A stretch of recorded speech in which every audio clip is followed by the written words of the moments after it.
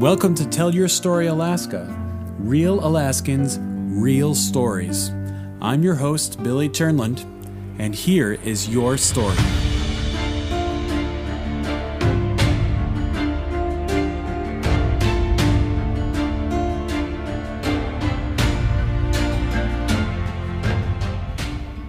Welcome to another episode of Tell Your Story Alaska. Today is a unique episode because today my wife, Erica, and best friend is joining, and today we are going to tell our story. Now we're going to try to do it in an interesting way because no one wants to hear every detail of someone's story. And so today is going to be unscripted, and we're just going to go for it. I have never done a podcast before. So this is your Ever. first Yes. recording a podcast. Yeah, pretty exciting. And nervous for you. Yeah, I'd say so. Except for it's fun. It's fun. Well, to but hang out. I'm actually always nervous before I record, but that's a dirty little secret. Oh, okay. Yeah. Well, we have a cute story to tell, so it'll be fun. Well, and you can tell that part because you like telling the romantic part. That's right. Because I always say I tell the facts of our romance story and you tell the emotions. That's right. Yeah. But we're not just telling our romance story. Unfortunately. Well, I think I'm going to talk about my life up to when we met, and then you talk about your life up until we met. Okay. And then our stories will merge. And we're going to try to keep it moving quickly. All right. So it doesn't get lame. So I'll start. I am originally from Chicago, Illinois, or at least the Chicago area. My parents are a Christian family. I've always lived in a Christian home, and we went to church every week. My father is an engineer. He worked at an office building downtown Chicago, and I actually still remember doing like the take your kid to work day, going downtown Chicago with him and up in this huge high-rise building. And I remember thinking that was really cool. But I grew up going into Chicago a lot. Chicago is still kind of my town. Even though I haven't been there in a long time, I still have a lot of affection for Chicago. But so I do miss it. Sometimes I would like to go back. Anyway, Chicago is not really my story.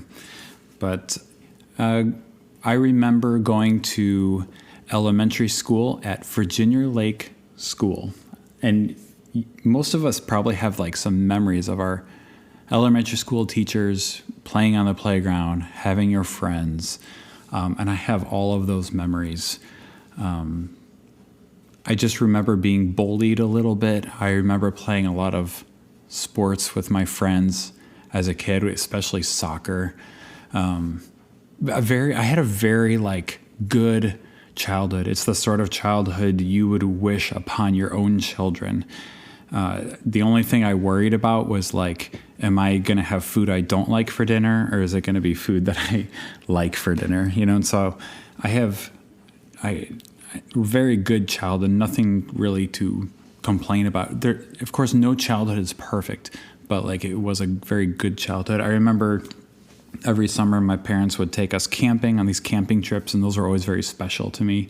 Going fishing with Dad, going swimming on out on the lake, and we became very good swimmers and fishermen, and those were very special times. And camping trips, we would go up to the Boundary Waters in northern Minnesota, and we did a couple of vacations where we did a trip around the United States. So I remember we did one trip around Lake Superior. We did another trip like to Yellowstone and Glacier and Banff, Canada, and just got to see the national parks. So no complaints about my childhood. Mom and Dad, you did great. So I remember when I think I was just going into the 6th grade when my dad took another job in a different town. So I was born in the Arlington Heights area. They moved to Palatine. And then when I was like going into 6th grade, we moved to a town called Morris, Illinois. And I went to Shabana Middle School. And then in high school was Morris Community High School. I did play sports. I played football and baseball and basketball.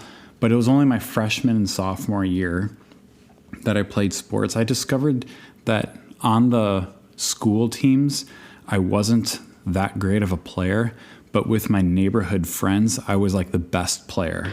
So it was a lot more fun to play with the neighborhood friends because I was like the best. But then on the school teams, I didn't get much play time. So that's why in my varsity years, I just played sports with my friends. And we played a lot of sports, backyard football.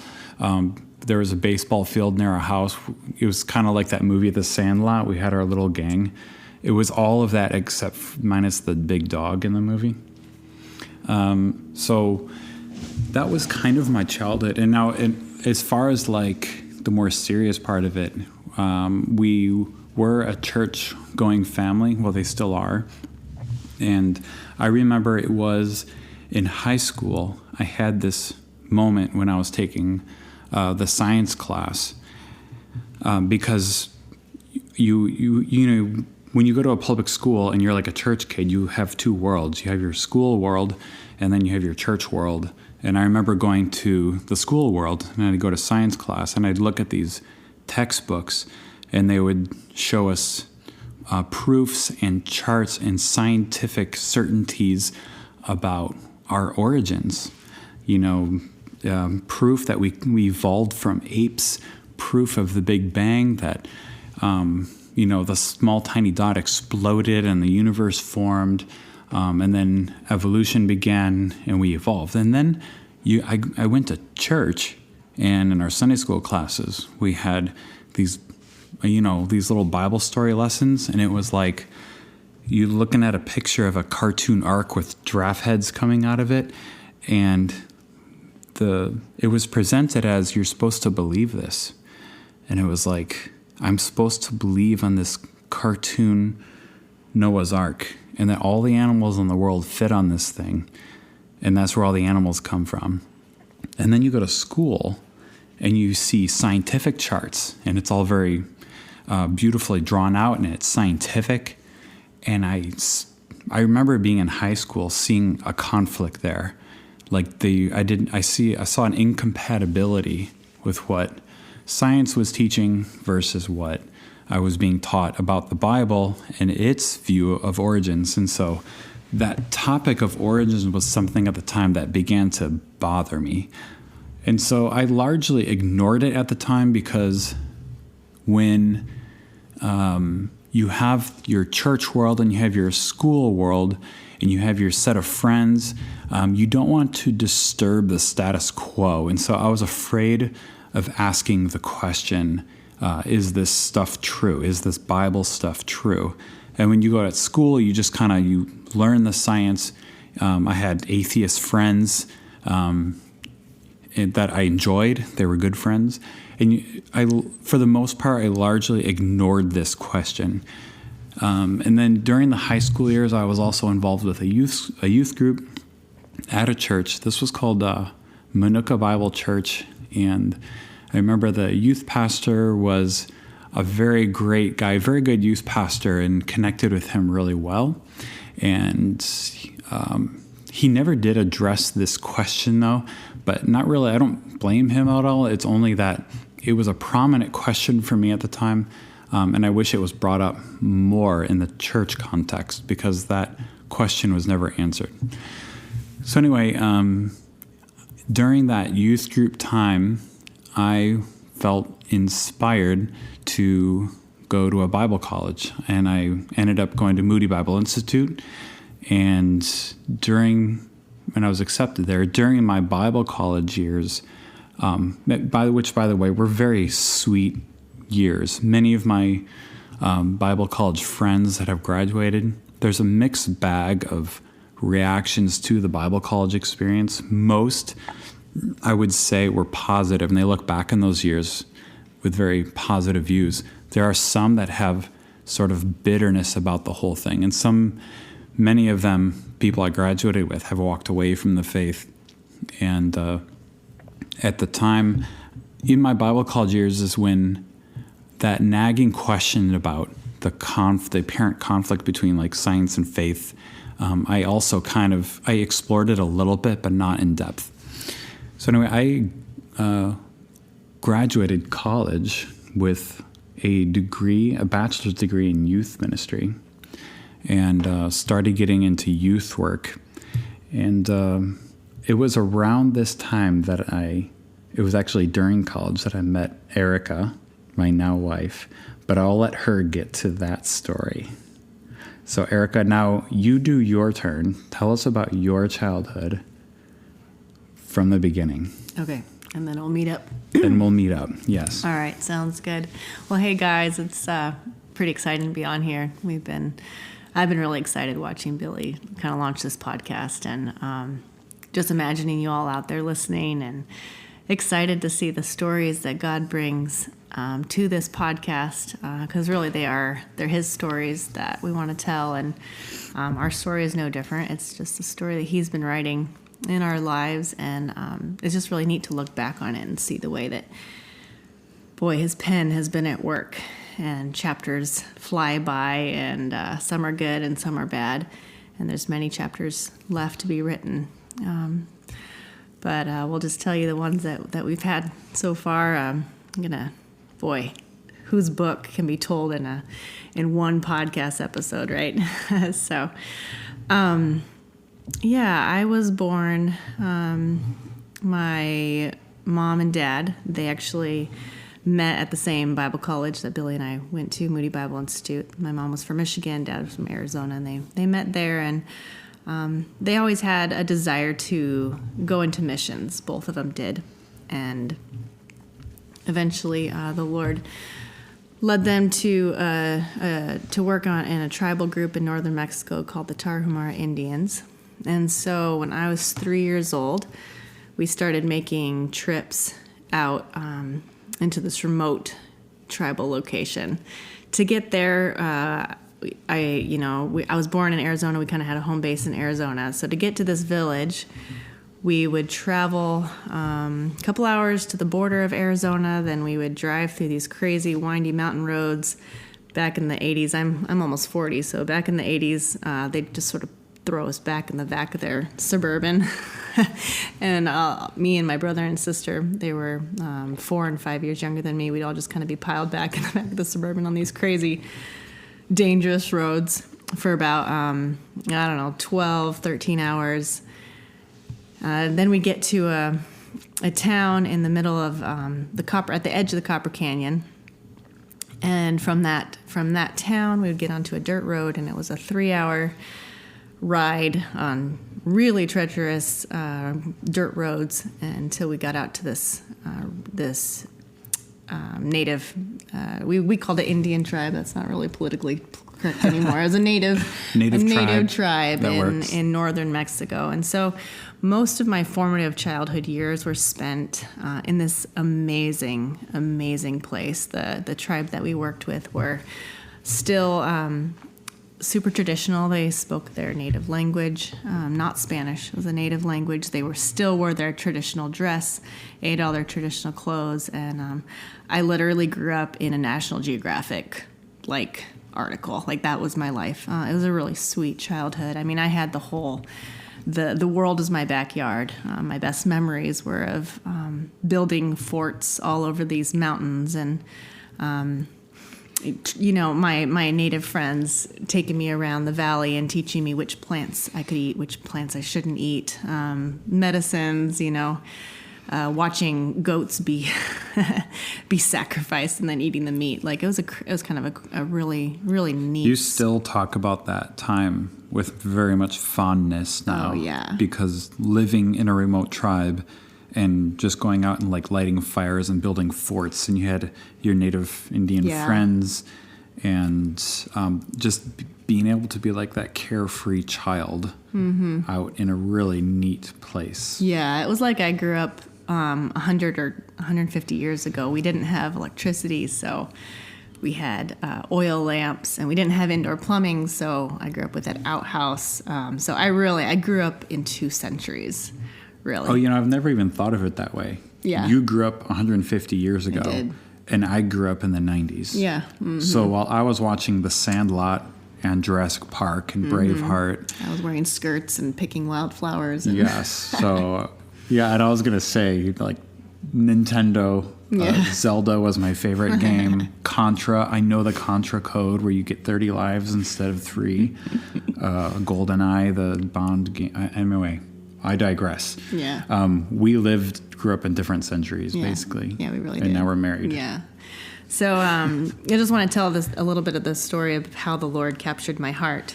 I was super young, and I remember, I think my parents have always grown up telling me about Jesus, but just remember I had this one memory. We were at somebody's house, I don't know whose house, and I remember sneaking away into some upper room, and there must have been, I was like 3 or 4, so who knows how big the windows actually were, but in my perspective, they're huge windows, and I just remember looking out at these windows and seeing it was a starry night, and just looking out and saying, just being in awe and in wonder of those stars, and saying, there is a God who made those stars, and I want to know him. And that was just I feel like that's when the Lord just first started tugging at my heart and giving me a desire for him. And so going back into the village, we lived in this village until I was about 11. And there's some crazy stories about how we had to move out of that. Just tell very village. briefly what happened in that first village. Just very briefly. Yeah. So basically, my dad, he was a missionary pilot trained at Moody, but in this particular village, he was also an EMT, and he was using his medical abilities to help the community with their medical needs. And there was a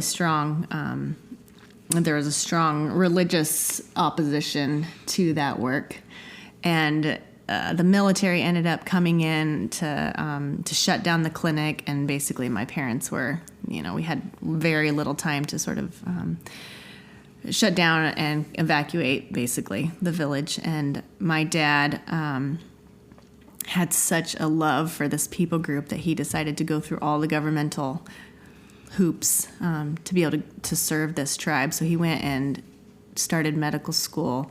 In Mexico, you have to be licensed in Mexico to practice medicine. So he decided to go through medical school in the state of Chihuahua.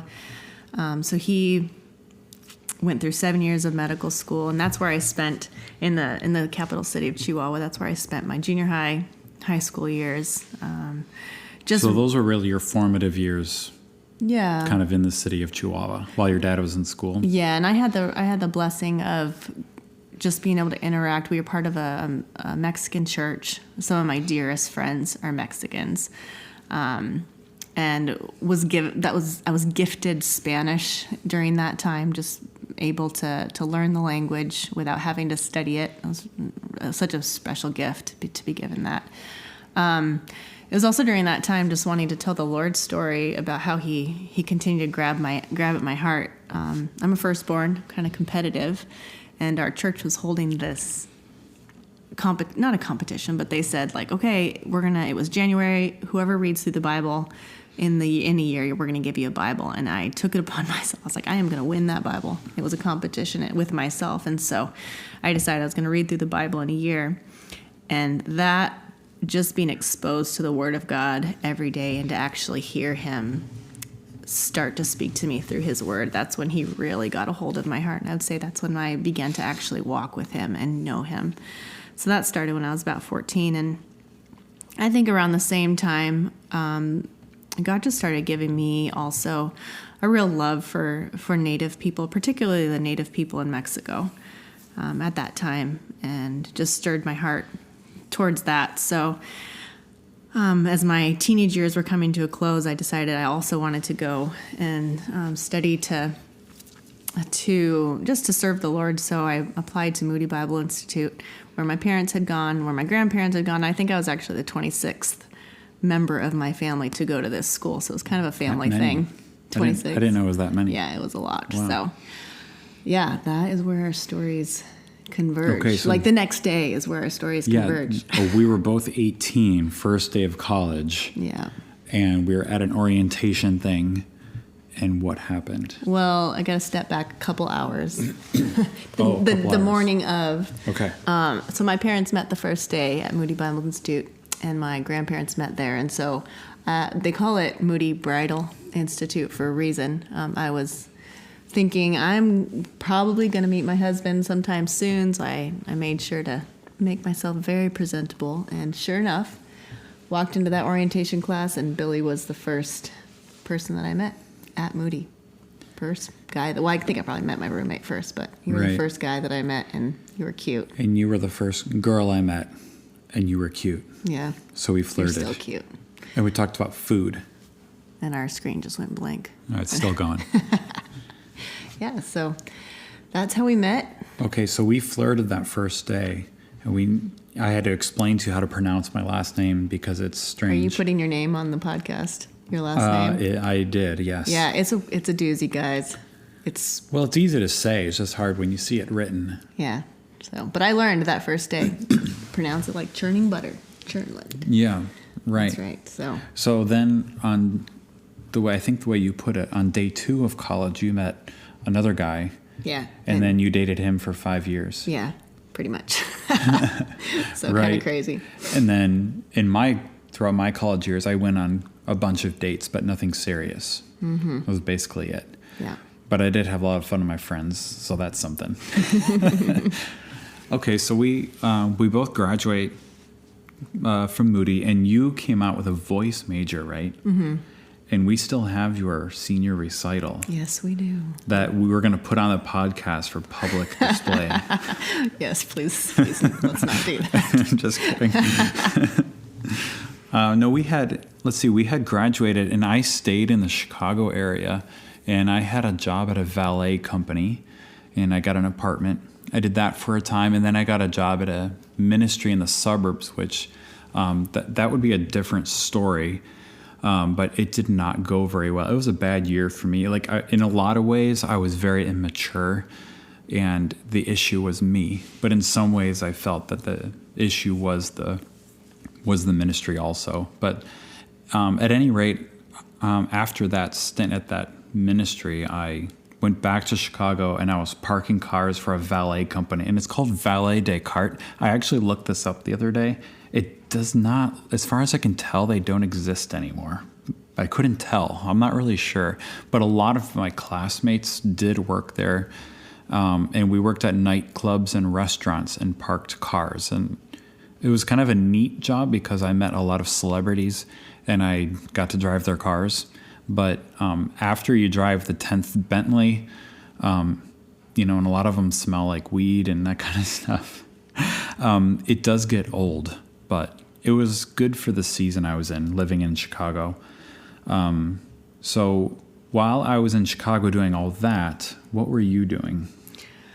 Well, I'm just really thankful that God did not bring us together any sooner than he did, because I was pretty much I spent 5 years dating somebody who did not want to be a missionary. And by the end of that, I was pretty sure in my heart that that was what I wanted. I really did want to be a missionary. And so I had moved out. I had been teaching at a missionary kids school for a couple years and gotten really sick. So I was living out in a different village with my parents, same people group, different village. And I was kind of digging my feet, like digging some roots. I was starting to learn the tribal language. And, when you're 26 and single, you kind of get tired of the dating scene. And I don't know, I was kind of done. I was like, okay, God, But you had some boys fly out there and visit you. Yeah, we don't need to go into any of those stories. No, I'm just saying, you were a desirable woman. That's nice. You can keep talking about that. Oh, yeah, we'll talk a lot more about that. I have a sweet man. Okay, you're sweet. Yeah. So, but I was ready, I think, to get married. Who's not at 26? Ready to just stop that whole crazy rat race. And then at that time, I was trying to figure out what to do with my life, and I had just gone through a season. Maybe I should talk about this part now. Yeah. Because it was I was out of Bible college. I had just finished. I had ended a time. It was a rough time at a ministry. Like, it didn't go great. And that's when I went back to the valet job, and I said, I'm not sure I want to do this anymore, like as far as like ministry or even youth ministry. And then I started saying, what about that old nagging question? Is my faith true? Is it true? And I decided, it was just like one day, I'm going to like dig deep and answer this question. Is it true? Is it not like keep the faith I grew up with? Not does it make me a better person? Not any of those things. I wanted to know what was truth and live in reality, even if I didn't like the truth. Like I was determined to live in reality. And so I started asking the tough questions. And for me, it was, I dug deep heavily on the issue of origins. You know, when I read the book of Genesis, what is our origins? It looks very different from what modern science is discovering and saying about our origins. And I saw a clear discrepancy there. And I was like, I need to answer this question. And so I just worked my job at the valet company. And when I wasn't working, I was sitting in coffee shops and I was reading and studying and reading articles. You know, there was some online videos. Was YouTube even a thing then? I think maybe it was. I don't remember. We're kind of old. I don't know. We're old.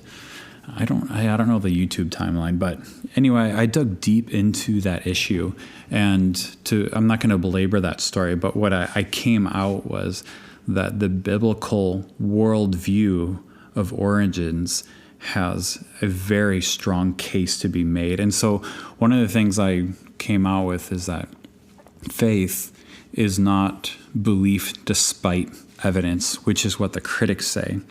Faith is belief because of strong evidence. In other words, I'm trusting in something because there is incredible evidence to suggest that it's true. I'm not saying proof, but I'm saying the case for it is so strong, I'm willing to dive in and trust the rest of it. And so, when I came out of that time, I concluded that the faith I inherited and grew up with was true. And so I wanted to live in that reality in the best way I could. And so I decided for various reasons, I did not want to pursue youth ministry anymore. I wanted to pursue a trade skill and combine that with missions. And so without any history in aviation, anything like that, at the time I decided to pursue to be a pilot, even though just because it sounded cool. And that's when you and I connected. Yeah. Yeah. And I'm really thankful it wasn't a month earlier because you hadn't decided yet. So it was like the timing was really incredible. It was really good timing. Yeah. And as far as timing goes, like you had said a prayer. Yeah. What was that? Yeah. prayer? So it was January 21st, 2009. I have it in a journal somewhere. And I said, God, I've never actually asked you for a husband. I'm ready. Would you please send me a husband? And at that time, I had been writing a blog, and somehow Billy found my blog. And that very day, I got a comment. A little funny side note is that I had actually been stalking some other guy who also had a blog. And so when I got a notification that I got a comment on my blog, I thought it was from somebody And you were else. excited because I was excited. It was the other guy. Yeah, I was excited because I was like, oh, you got a comment on your blog. But anyway, thankfully it wasn't the other guy. It was a comment from Billy Turnland, and I was like, who is Billy? And I finally clicked on your blog and realized it was you. And I was like, oh. And at the time, you were in the Indian Village, a very remote place, right? Yeah. Yeah. Yeah. Mm-hmm. I was out there. And I was in Chicago. Mm-hmm. Yeah. There was no hope for any romance where I was currently at. So from that comment, comment turned into you writing on Facebook messages, Skype messages, It all night, kind of evolved into like playing Settlers of Catan online. for hours, pulling Yeah. all-nighters. This is turning into our love story, Billy. I think we're going to have to do a part 2. Because our love story is pretty sweet. We'll tell our, So, I love you. So Billy... Well, then, to skip our romance story, see how guy I'm being. You can't skip it. You would come up to Chicago and visited me. Oh, well, when we started dating, I actually went down to Mexico. Yeah, because you were on this part's cool. This is romantic. You'll like this. Okay, yeah. Okay. I will. I called my boss at the valet company and I said, I have to have these. I figure it was like a week and a half or something. I have to have this off work. He said, Billy, I can't do it. And I said, dude, I have to have it. I'm taking it off either way. It's because of a girl. And he goes, oh, dang, girls. Okay. He said, Billy, listen, if you take that time off, I can't guarantee you'll have a job when you get back. You know, I have a rent. I'm under a contract with a rent or a lease, whatever. And so I just said, whatever. Okay. And so, I got on a plane, flew to Tucson, and from Tucson. Well, it was kind of, there was like ulterior motives. I think the real reason was you wanted to come see me. But my dad's also a missionary pilot, and Billy was pursuing missionary aviation. So it was like, oh, yeah, come check out, that was the quote unquote, check out the ministry. My dad offered. The convenient excuse. Yeah, come check out the ministry out here, me and my daughter. Right. So I was able to fly like a missionary bush plane from Tucson to her village in northern Mexico. So, I remember landing in this village thinking, oh my gosh, I've landed in a National Geographic magazine. You know, men in loincloths greeted me at the plane, selling me stuff with what looked like Monopoly money to me at the time. Like, and Mexican pesos. The Mexican pesos look so different. And so, I spent 5 days or so in the village with you, and we went on one romantic March walk. 18th. March 18th. We still remember the date. Almost. And we walked down into this canyon, and we just talked, and we still have it. We snapped a photo, and that's a special photo from that day. Yep. So, yeah. So it was, 5 months of dating. And it was, a lot of it was long distance. Some of it, she came up to Chicago, and so then we got engaged in Illinois. We went on a hike, and I proposed, and we were married in December, 4 months later. Yeah. Yeah. And I feel like how we ended up into missions and how we got to Alaska is like part 2. I don't know what you think about that. Yeah, I think that's probably a good idea, but let's at least take a few minutes to brush over that story. Yeah, fill in the gap. And we'll do it more completely maybe in another episode. Yeah. What do you think? Yeah, that's good. Okay, so basically, I went to AMP school at the time. We lived in Arizona for a year where I got my private pilot's license. Then we moved to Mexico. We served in Mexico for 7 years, largely as language translators, and then we ended up in Alaska. And we've been in Alaska for 4 years. And it's a weird transition, south to north, hot to cold. But I think we will tell that story. Yeah, it's really sweet. It's really sweet to watch the way the Lord really worked in that story, worked in our hearts, has changed us through it big time. And still changing us. Yeah. Like literally today, we had conversations about how we're changing. Yeah. Yeah. All right. Well, thank you guys for listening to our story. We will try to finish it in another episode. This is Tell Your Story, Alaska.